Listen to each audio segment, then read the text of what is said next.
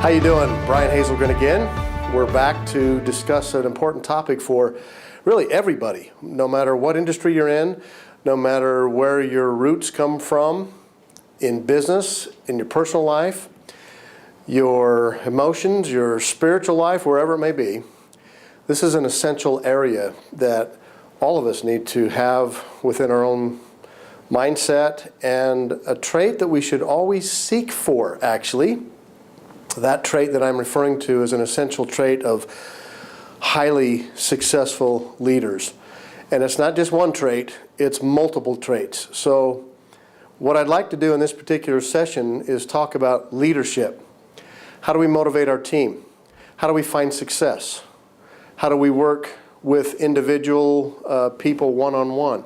How do we work with a team? How do we find that true leadership capability that each of us possess in order to make our team, our company, even ourselves successful?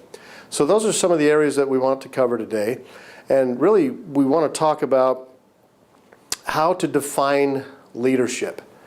And I think the first area that we want to probably focus on in defining leadership is that leaders lead by example.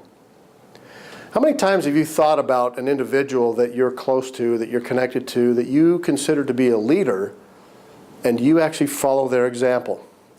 I think of my mother and my father as I was growing up. I was led by wonderful parents who absolutely loved their children and who always wanted to just stay in the forefront and lead. They weren't oppressive. They weren't managing us all the time, but they were leaders. They were solid leaders that we would follow. I think that's another area that we want to focus on when we're dealing with those that are leaders of us, or if we in turn are a leader. We don't manage other people. We lead them. Or one of those areas that we focus on originally is to take the first step. Take the first step and lead. Sometimes we may be a little worried about whether or not we're going to fail. Sometimes we may think that others could possibly do this better than I could. And at the end of the day, leaders will always be those who take that first step and they lead. I think of a time when I was with my dad and we were out fishing together when I was a young boy. And we came to a stream. And the stream was quite wide. And in the middle of the stream, it looked a little deep. It looked like it would be tough to maneuver onto the other side because the waters were fairly swift as they were going by. It was just after spring runoff. Thank goodness for my father, who taught a young 10-year-old boy that look to your left, look to your right, find out where that next area can be that we can cross safely onto the other side. Because we also had my dog with us, our golden Labrador, and he had to cross with us as well. And he knew how to swim, but it was kind of swift in the middle. So my father had to take upon himself, how do I get my son across this little river? How do I get his dog across the river? How do we get other friends and family members that were with us across the river safely and successfully? But my dad was the one who took the first step. He is the one that looked to his left, looked to his right, found a path where there were rocks that we could follow, and he did take that first step to lead. He didn't know it at the time that his leadership example was one that I would be speaking about many years later, but not just now on this video, but even at other times. I still remember that vivid moment when my dad took that first step and found the safe way across the river for the rest of us to follow. That's what leaders do. Leaders have the courage to take that first step. And by doing that, leaders then help motivate the rest of the team. You think of the people that aren't there to just manage you. You think of the leaders who are there that resonate to the top, who do have that courage to take that first step and lead. Isn't that inspiring? Doesn't it motivate you to want to do better, to want to become a better person, to do things at a much higher level than maybe even you could achieve on your own? Well, it's those types of leaders, how we start to define leadership, that I think is really important for us to figure out not just who the leaders are, but those types of leaders that we wish to follow, that we want to follow, that we're motivated to follow. And then take a moment, if you would, and think about your own life. Are you the type of leader that others will want to follow? Are you the type of leader that will inspire others to do great things? Are you the type of leader that will motivate your team to move to that next level and find success? There's a quote by John Quincy Adams that I think is really important for us to all understand. If your actions inspire others to dream more, to learn more, to do more, and to become more, then you are a leader.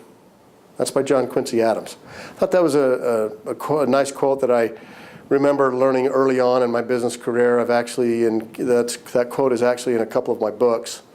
And I find it very successful, or find it very interesting that John Quincy Adams, one of our founding fathers, felt like that if you can dream more, if you can learn more, if you can do more, and if you can become more, then you are already a leader if you're inspiring others to do the same. So, John Quincy Adams quote. Then think about the individuals in your life who have been or currently are the boss. You know, sometimes I think about the difference between who inspires me, who has inspired me along the way, along my business career, my personal life, my religious aspect of my life, all those different areas. And I think about bosses that I've had in the past. Bosses would inspire fear. Think about that for just a minute. Bosses inspire fear. Leaders inspire motivation. So when we as leaders try to figure out what we are doing in leading others, where do we fall in that category? Are we the boss, inspiring fear in others? Or are we that leader who inspires motivation for our team members to reach that next pinnacle, to get to that next level, to work with the other team members? Very interesting concept that we have to figure out in our own personal lives is how we are inspiring others to be motivated.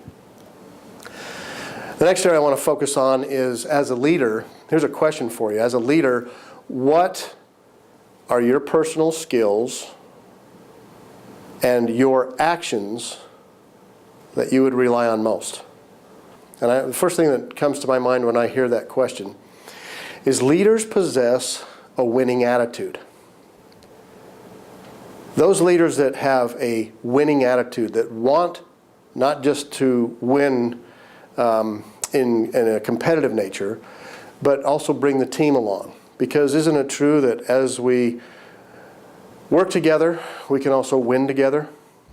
I think of the successful teams that I've been very fortunate to be a part of in my athletic career for many years as a youngster growing up and through high school and into college, and the state championship teams that I was a member of, even the national championship team that I was a member of, and I think about the leaders that inspired me, my coaches, other players, even some of the administrators that were working with us. Those that had a winning attitude were those that wanted to not only win the game, win the conference, win the title, but they wanted everybody else to participate in that, not just for their own glory, because if you realize that attitude is everything, a winning attitude is something that'll get you to that next level. And part of that winning attitude, I believe, has to be that leaders remain positive. They're positive thinkers. Look, we all know that there's enough negativity in the world. We all know that there's enough difficult and challenging times and moments that we'll all face at one particular time in our lives or over another. But it's those that continue to have that positive thinking that links them back to a winning attitude. I remember my dad talking to us about never having stinking thinking. Don't be stinking thinking. That's where the negativity can really drag you and everybody else down around you. So remember that leaders remain positive. And sometimes they even have to fake it until they make it. Sometimes they have to share a vision that they have with their team that they may not even know what the outcome is going to be. But when they start to think about and talk about and communicate their vision to the team and they share that with the team, then magic can happen. I want you to think back for just a minute of a time when it was during the Civil War. It's back in 1963. I'm sorry, 1863. Wouldn't be 1963, it'd be 1863. You've probably heard of a colonel in the Union Army whose name was Joshua Chamberlain. Well, to make a long story short, really what happened was Joshua Chamberlain was a leader that his team followed.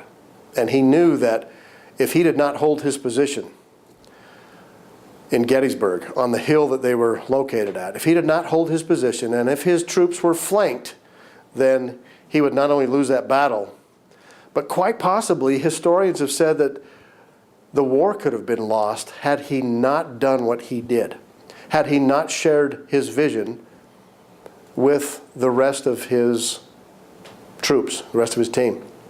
Basically, his vision was, we are running out of ammo. We are not going to have any ammo left.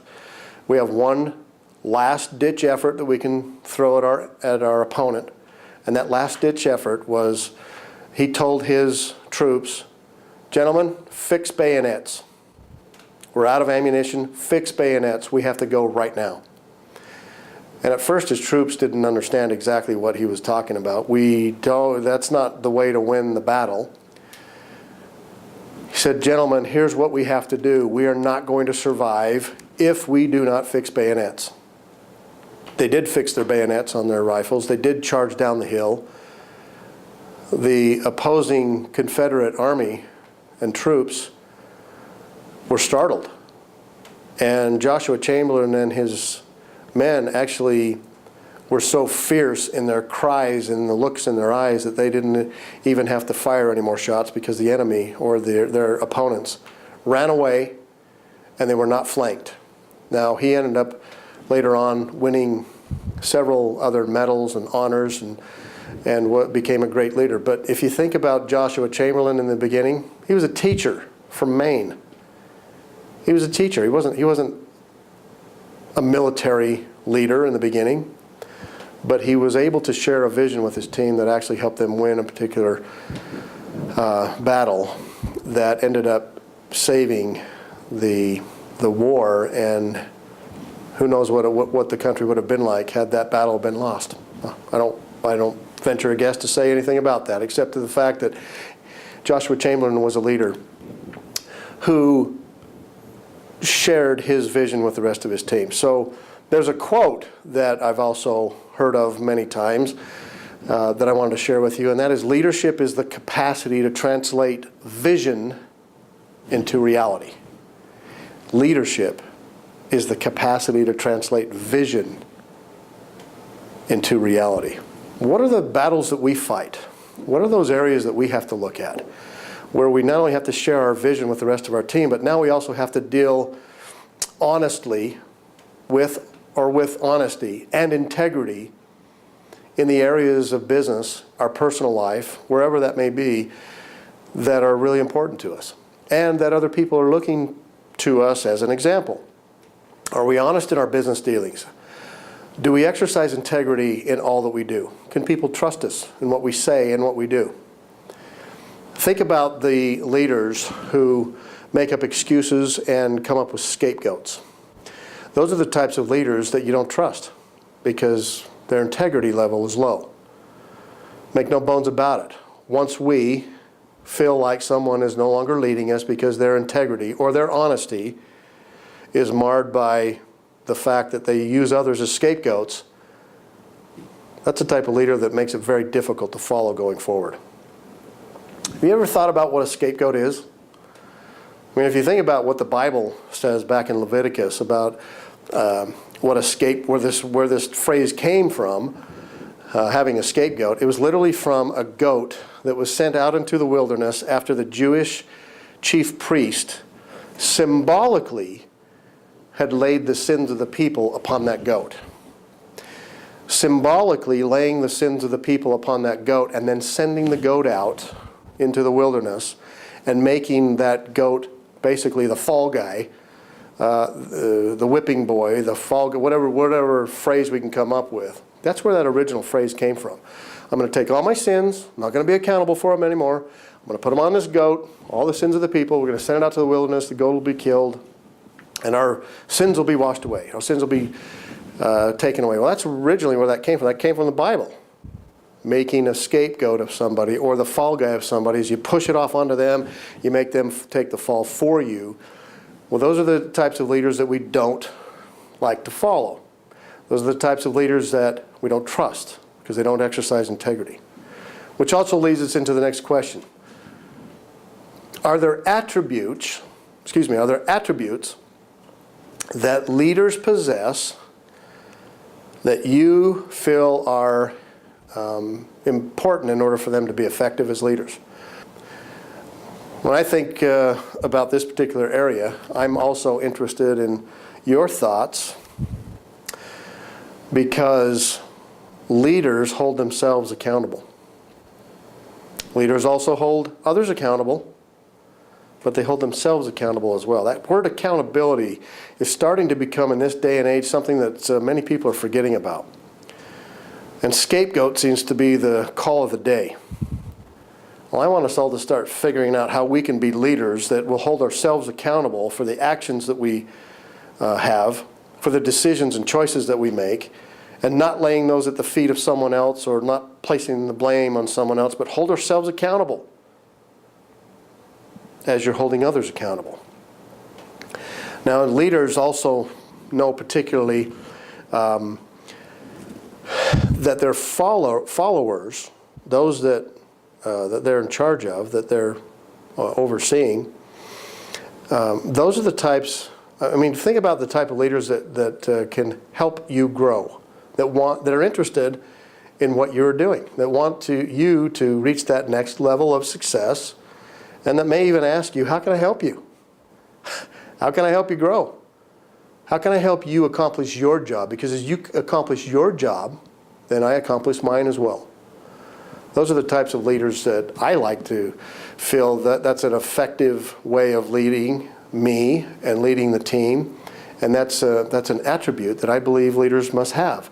They must possess this and helping others and being compassionate a little bit and wanting to help their team grow. Now, then that last piece in this particular area in being effective as a leader and the attributes that I feel leaders must possess is that leaders will empower others on their team to find success, and they'll also help them become leaders of the team as well. So it's not just the leader who always has to be the leader. That particular leader is also interested in figuring out who else may want to lead. Who else can help me lead my team to success? Because as I have others leading the charge and helping oversee what we're doing, then we're empowering others to find that peak performance. Isn't that what we're interested in business, is finding that peak performance? That's an important area. So leaders empower others to find success and to find that literal peak performance by the way that they lead themselves and the way that they lead their other team members.